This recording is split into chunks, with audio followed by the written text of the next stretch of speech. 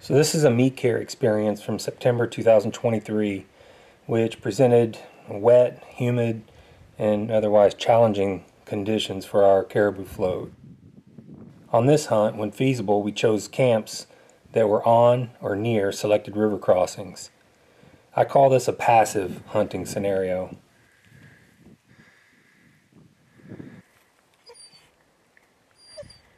Oh, well, we're back in, we just ferried across the river, found this high bank. It's not convenient, but it's, I don't know, grassy and flat, so we hear some rapids downstream, and it's, what is it, shit, 6:30 at night, so we don't want any new challenges until we can get this meat taken care of, so making do with camp. Got the boat up and cleaned out, all the mud and the blood. Got the dogs all spotty, and got caribou crossing right in front of us. This is probably going to go on all night.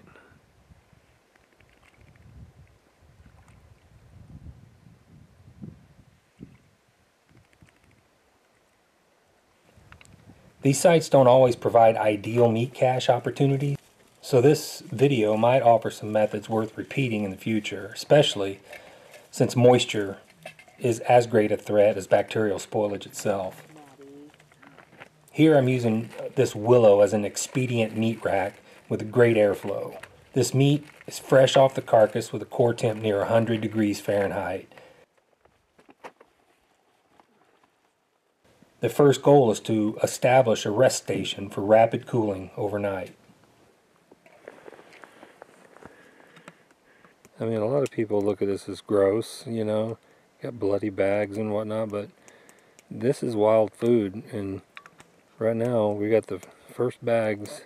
We'll clean those tomorrow and get them nice and white, clean, put them into clean bags, and then she'll be so thankful. Because she's going to have to ride in that raft with this meat. We want it clean as possible. No blood. So we'll deal with that in the morning. But right now she's going to guard this for a little bit, maybe smell around. Find her little spot. They're curious little animals.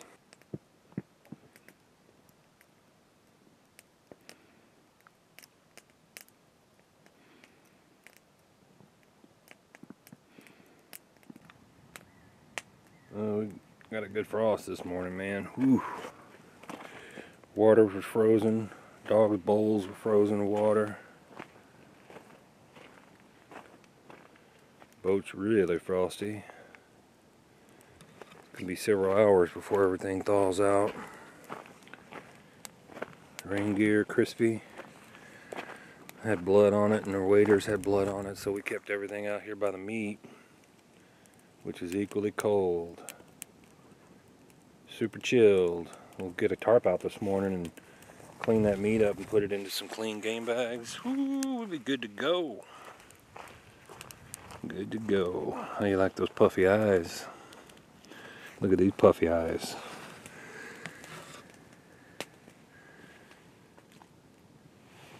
Two dog night. She's all the way right here, curled up. Dang. I see her It's over my there behind logs. I'm so cold. you spoiled. So it's been off the... Come on. This isn't your caribou anymore. It's mine. Trying to do a skit here. Anyways, core temperature is 39 degrees. Animal, it's been... it's about a 15-hour post-harvest. That's an incredible 60 degrees loss of heat in 15 hours. That's pretty good. Loading a raft is different every time.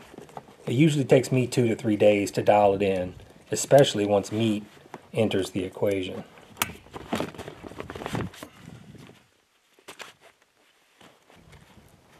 We balance where meat gets stored with the weight of the people, pets, and gear in mind.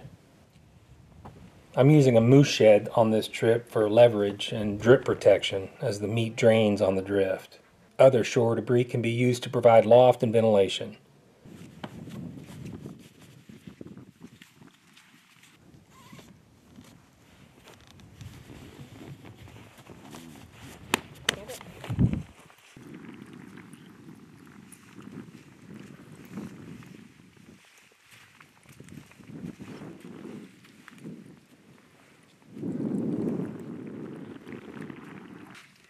A few minor adjustments.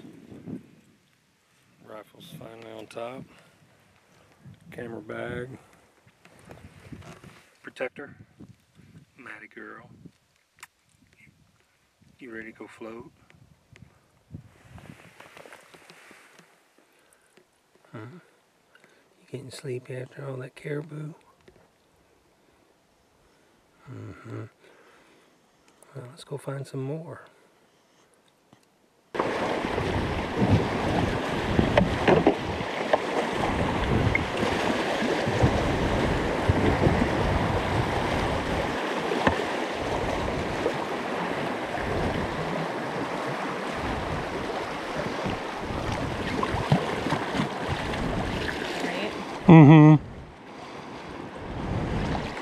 Probably have to line it though. I don't want to hurt the bottom too bad.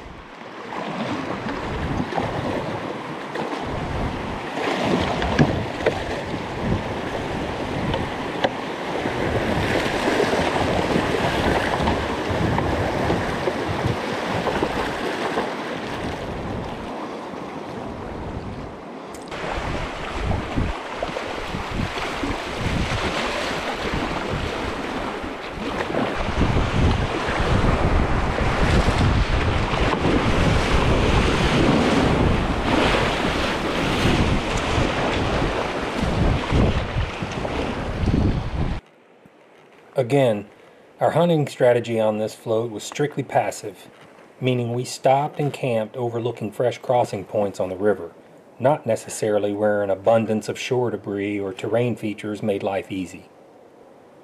Here is another use of a small willow, a tarp, and minimal shore debris and antler usage. In moist or humid periods, the first few days after a harvest, meat sweats and drains profusely. It's important that tarps are super lofty to allow moisture to escape the meat's surface and to foster evaporation and convection through maximum airflow. I consider a willow bush and a tarp to be the best immediate shelter tools we hunters should utilize because it's an effective and expedient means to provide shade, ventilation, and proximity to the coolest temperatures at the riverside edge. Hey, September 15th and just got our second caribou down. Just crossed the river, right in camp.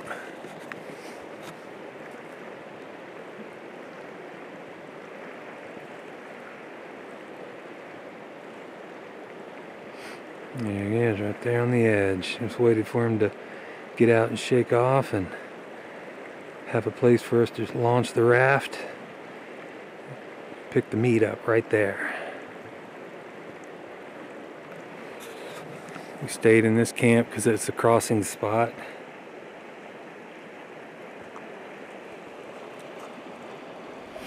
Yeah, got the meat all secure and one waiting for us to go get.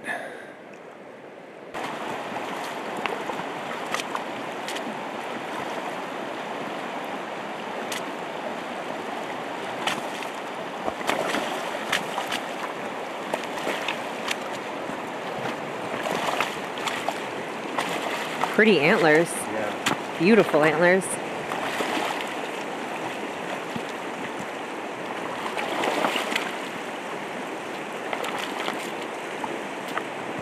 Holy crap.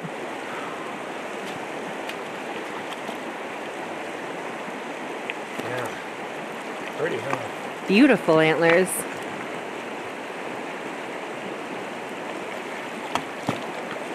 Sure are spiny.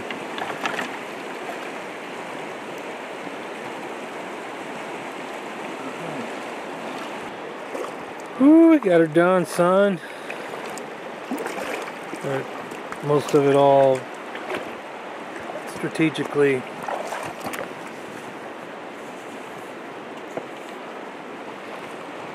balanced on the bow. Antlers in the back for now. And the rest of the meat just hung up, strapped, and ready to go. We gotta roll. Make do with what you got.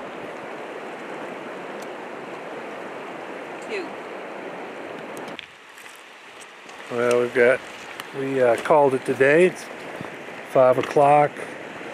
Need to get all this meat, the new meat and the old meat, from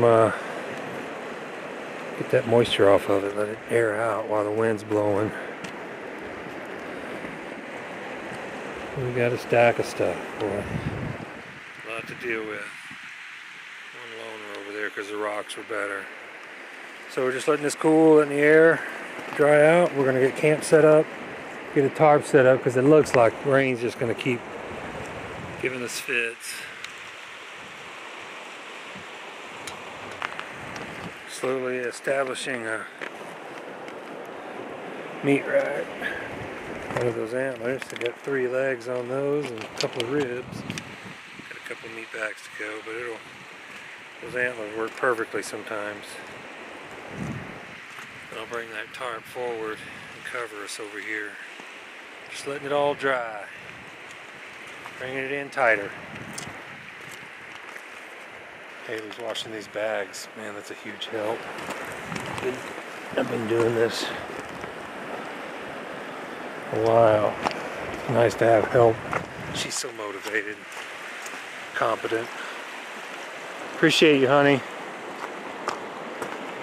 She already got the boat cleaned off. Can you believe we're doing all this?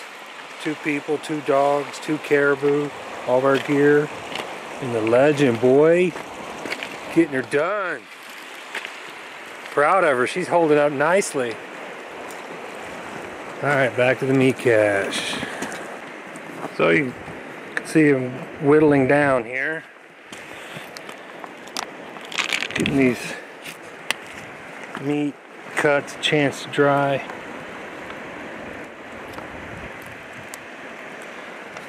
Over poles. And all I have is 1 moose antler and our moose rack, or a caribou rack, and some sticks, stumps. And you can see a highly effective meat cooling rack there. All of that rain this morning on top of this new bull was not a factor at this point now. It actually super cooled our meat today. And those rocks are doing wonders for the other cuts until we get our bags dry. Meat cache.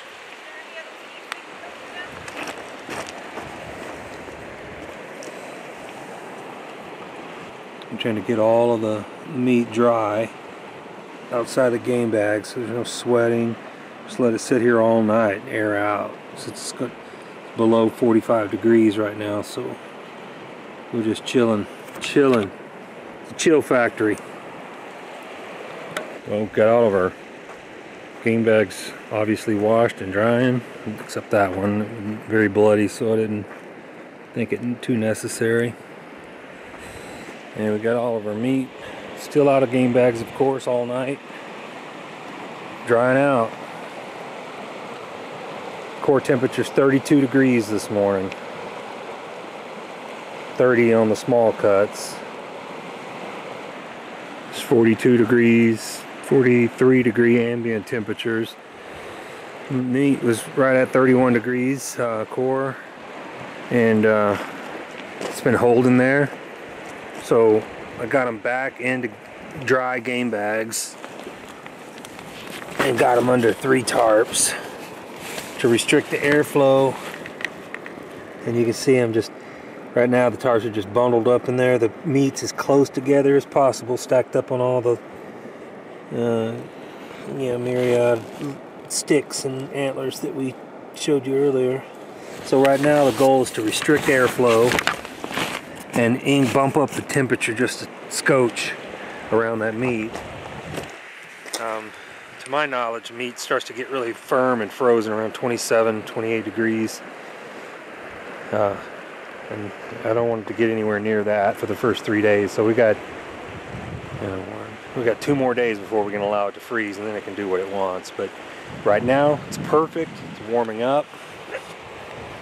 It's 42, 43 degrees outside, and that's no air's getting in there, so that'll warm up a bit.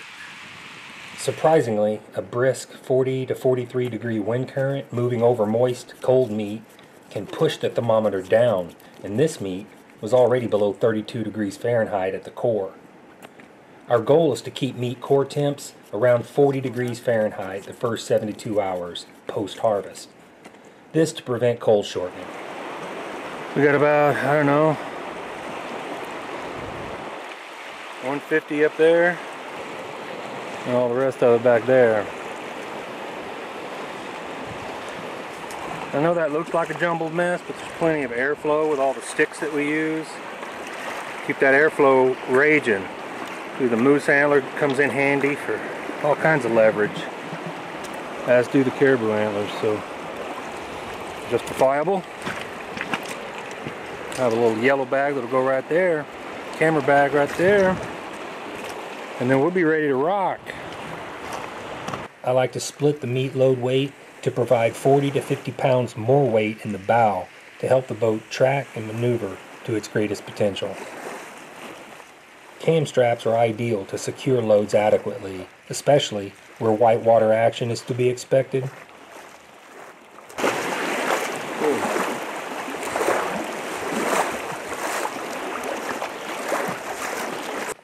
Well, we got a fresh camp just out of the mountains now, and I'm really thankful and impressed that every single tine on that caribou is dagger sharp, and it has provided me with an outstanding meat drying rack, and I could not be more impressed and thankful. We've got our trim down to the bare minimums now. We got everything that we don't want off the meat. It's been drying, looking good, smelling good, feeling good. Core temperature's right at 40 degrees. Some more drying over here. Got our game bags washed and dried. This is like the 3rd time we've washed and dried our game bags just to keep them nice and fresh so this meat stays tight. We like it tight.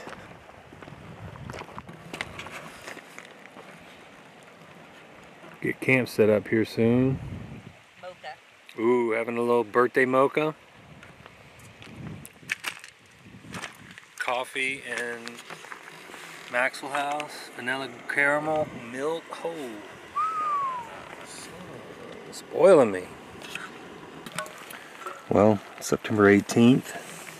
Last night we dried that meat out, as you remember, and got it real nice and dry. Put them all in bags, and by 6:30, and it was dry going to bed. At 9 o'clock p.m. it started raining, and it's been 15 hours, and it has not stopped, man. I'm so thankful that we tarped this meat properly, and we're getting this done just right. This meat stayed dry last night, and that is 100% our goal. No joke. So we got an ambient temperature of 46 degrees. Let's check this core temperature. It should be very close to the same. Maybe 2 to 3 degrees lower in my opinion, but we'll see.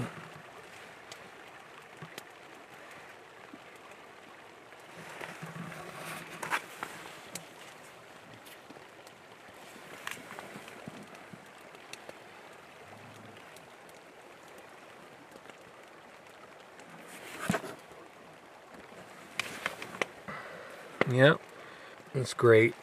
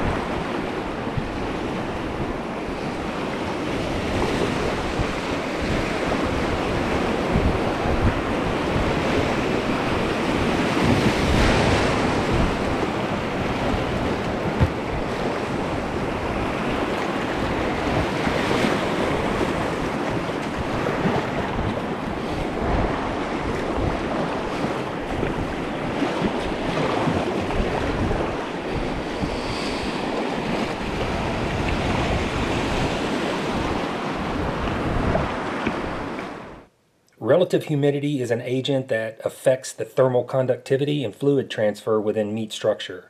Humid meat is sweaty and is at greater risk of mold and slime spoilage. Humid meat needs ample time to be open to air so it can drain and dry properly before bagging it. It's 50 degrees outside and 40 degrees inside. That is perfect. All those rapids that we've been coming through for the last 12 miles or so. Had to dry everything out, get this meat back to dry. It's all good though. 40 degrees, chilling, crusty. We washed all the game bags again.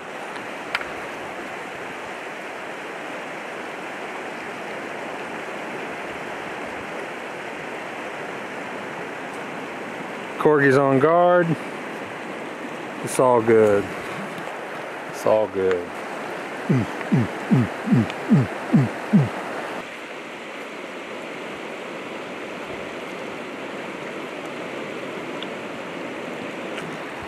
Okay, establishing our next to last meat cache. Got the boat flipped over obviously on its side, tied off, anchored with rocks. 2 different locations. Boat paddles there, just to stabilize it. See that pile of meat? Perfectly ventilated. Got our 4 hindquarters hanging over there dripping. Trying to get those as light as possible while this 50-degree wind is blowing on them. Just got them suspended from the carabiners and the Achilles, hanging off the perimeter rope off the legend. Neck meat completely dry, ribs, front shoulder completely dry. We got this licked, bro. Got it licked. Back straps over there completely dry. Another front shoulder over there deboned and somewhat dry. I like it.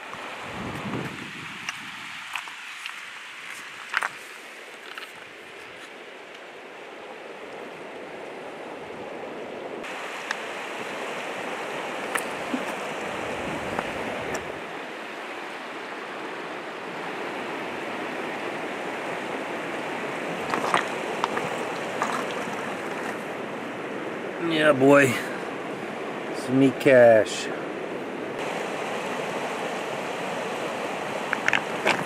Next morning, midday. Next morning. Oh, I guess this is day 5 or 6. Day 5 of the meat care. Day 5 and 6, I guess. Just gonna check the core temperature real quick. It's 38 degrees. Outside.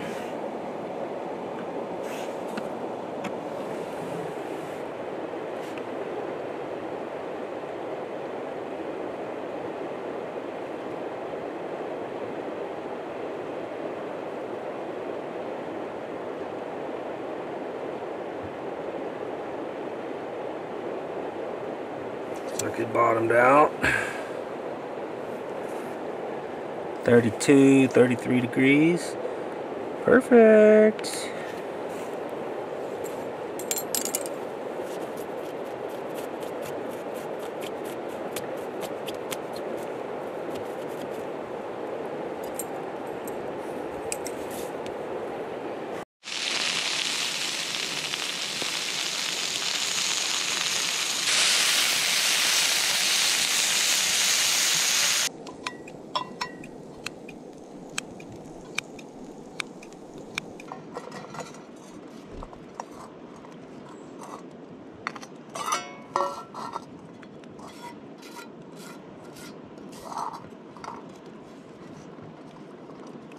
Look at them licking their lips. Oh my god.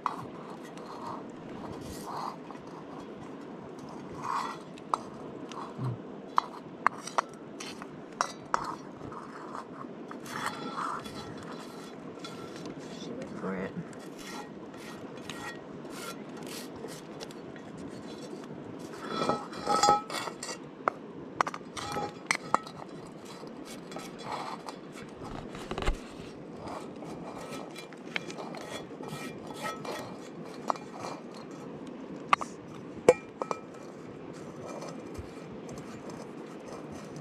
it cooled off? Mm-hmm.